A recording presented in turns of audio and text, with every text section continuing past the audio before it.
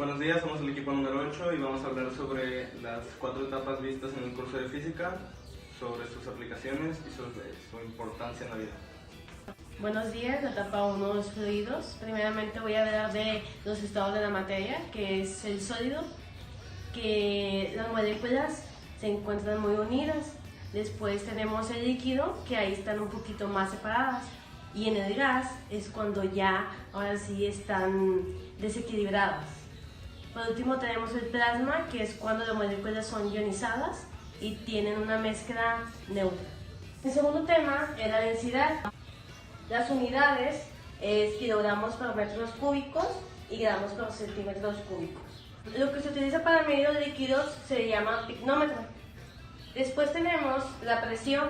La presión es cuando se ejerce una fuerza hacia un objeto. Por ejemplo, cuando explotamos un globo, ahí estamos haciendo la presión.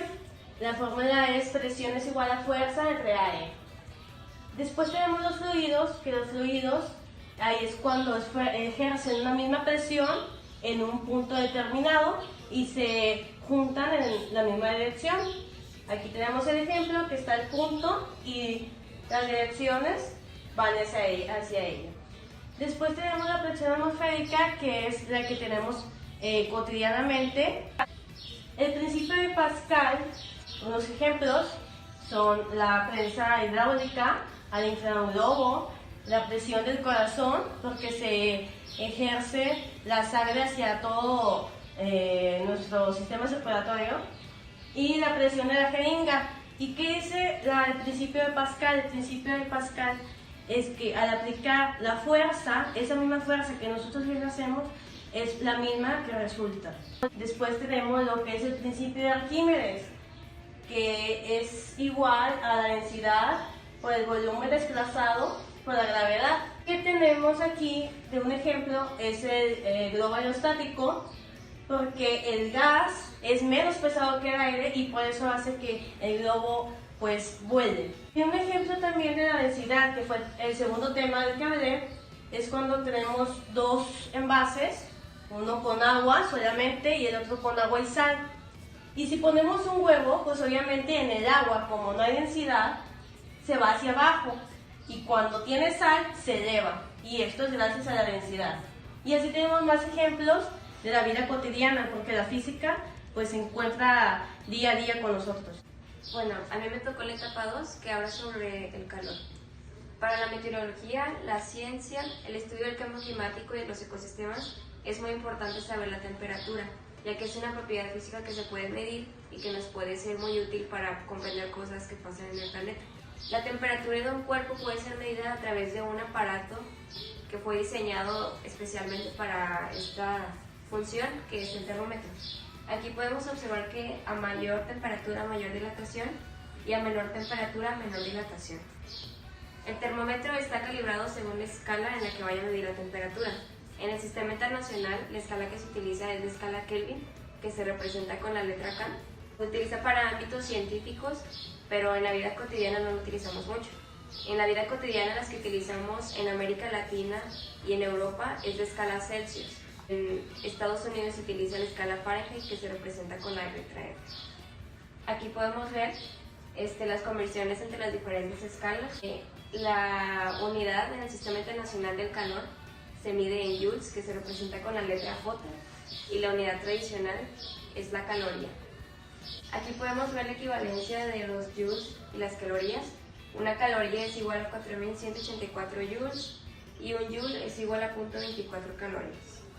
También podemos ver que el flujo de calor va de la dirección del cuerpo de mayor temperatura hacia el cuerpo de menor temperatura. Otras aplicaciones del calor serían el uso de calderas en máquinas de vapor, el cual consiste que a partir de la combustión creada, el calor se transfiera a un medio el cual contiene agua para así hacer que se evapore, y por medio de la evaporación ejercer presión en una máquina el cual mueva todo. Otra sería en las torres de enfriamiento, el cual utiliza la transferencia por convección, en la cual consiste en que el gas con mayor densidad descienda y el gas con menor densidad suba. Esto normalmente se utiliza en los edificios como medio de aire acondicionado o en la industria alimentaria para la conservación de los alimentos. Las leyes de la termodinámica. La primera ley dice que la energía no se crea ni se destruye, solo se transforma. Y la segunda ley dice que no se puede transmitir de un medio frío a un medio caliente. Una aplicación de la capacidad térmica sería en el uso de la cocina, el cual es por medio de los sartenes, en el cual se le aplica calor y así poder cocinar tus alimentos. La combustión se utiliza de diferentes maneras. Por ejemplo, la combustión produce energía calorífica, la cual se puede utilizar en la metalurgia al fundir y extraer metales. También se utiliza en energía mecánica porque por medio de combustible se puede utilizar en motores para automóviles y también hay ciertos motores industriales que funcionan por medio de la combustión.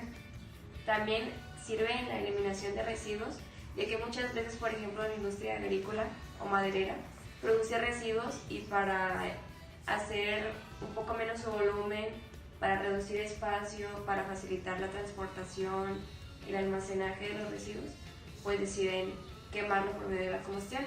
También se utiliza el reciclaje, ya que se utiliza la esterilización o el fundido de materiales para darles a los plásticos un nuevo uso. También se utiliza en todo lo relacionado con la industria petroquímica.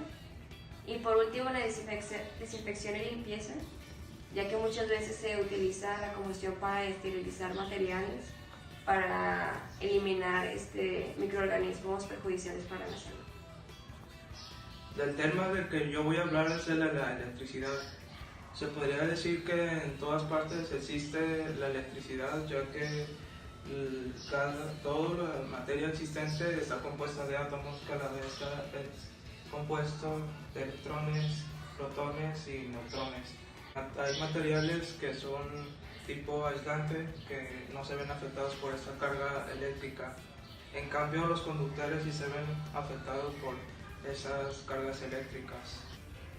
Una ley que ha sido importante para lo que es el campo de la electricidad es la ley de Coulomb, que esta misma establece que la fuerza del campo eléctrico es directamente proporcional al producto de las cargas y que es inversamente proporcional al cuadrado de la distancia entre ellas. Vamos a lo que es la corriente. La corriente es un proceso en el que los electrones fluyen a través de un conducto. Esta misma se calcula dividiendo las unidades de carga entre el tiempo que pasan por el flujo. Bueno, continuando, la resistencia vendría siendo todo lo contrario a lo que es la corriente, ya que la resistencia, pues como su mismo nombre lo dice, es la resistencia al flujo de electrones. Y esta misma se calcula multiplicando la resistencia específica por la longitud de ese flujo, y todo ese producto se divide entre la sección transversal. Los circuitos eléctricos son importantes, ya que con eso se construye lo que son los aparatos, lo que son los sistemas eléctricos en las industrias, en los hogares, los aparatos electrónicos, etc. Los dos tipos de circuitos que existen son paralelo y en serie. Hablando más en general de las aplicaciones, en la industria existe un proceso llamado electrólisis, en el cual la electricidad ayuda a que se produzca un proceso químico no espontáneo. En los medios de comunicación es también importante, ya que la electricidad está presente. Por ejemplo, las televisiones son un medio de comunicación, los celulares, internet y todo eso. Pues también para iluminar, o sea, ya iluminar en general, tanto en el hogar como en la ciudad, es importante la electricidad. En el transporte también es importante, ya que la mayoría de los medios de transporte que existen en la ciudad utilizan motor, ese de explosión, y pues esos mismos medios de transporte poseen una batería que los ayuda a arrancar. El análisis del movimiento armónico simple se centra en pequeñas proporciones y pequeñas ondulaciones.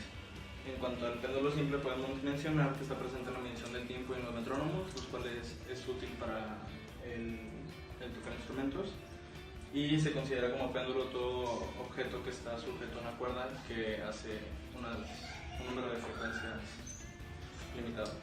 Michael Foucault evidenció la rotación de la Tierra mediante un experimento que realizó en la cúpula de la Torre de Inválidos en París en 1851.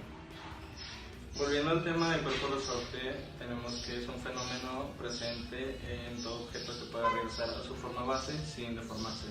La ley de Hooke explica este fenómeno con el comportamiento de los resortes y se es aplicado a los practicantes del puente. Hablando sobre fenómenos ondulatorios, tenemos 4 tipos de fenómenos, que son la reflexión, superposición, difracción y resonancia. La resonancia se utilizaba en los objetos de índole musical.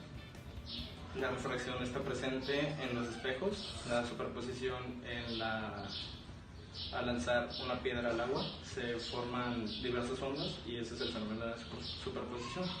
Al hablar de fenómenos ondulatorios, contamos con 5 tipos de fenómenos ondulatorios, el cual el primero empieza con la reflexión, la refracción, después la superposición, que se está presente al lanzar una piedra al agua. Al formarse diversas ondas se superponen. Después tenemos la interferencia, que hay 2 tipos de interferencia, que es la constructiva y la destructiva. La constructiva es cuando los tonos, la frecuencia de la onda coincide con la que es emitida con el receptor, y la onda destructiva es cuando ambas divergen y no se escucha de la misma manera, que está presente al encender el radio. Cuando encendemos el radio siempre está presente una onda destructiva, pero al sintonizar una estación se encuentra presente una onda constructiva. Después está el de la difracción, que está presente cuando por medio de un lugar, o en este caso una empresa, entra una fuente de luz, pero el espacio es tan cerrado que simplemente se refleja hasta cierta zona. El efecto Doppler se resume en la interpretación del sonido tanto del receptor como del emisor. En este caso, cuando el emisor está inmóvil y el receptor está en constante movimiento hacia la dirección del emisor, la frecuencia de las ondas es mucho mayor.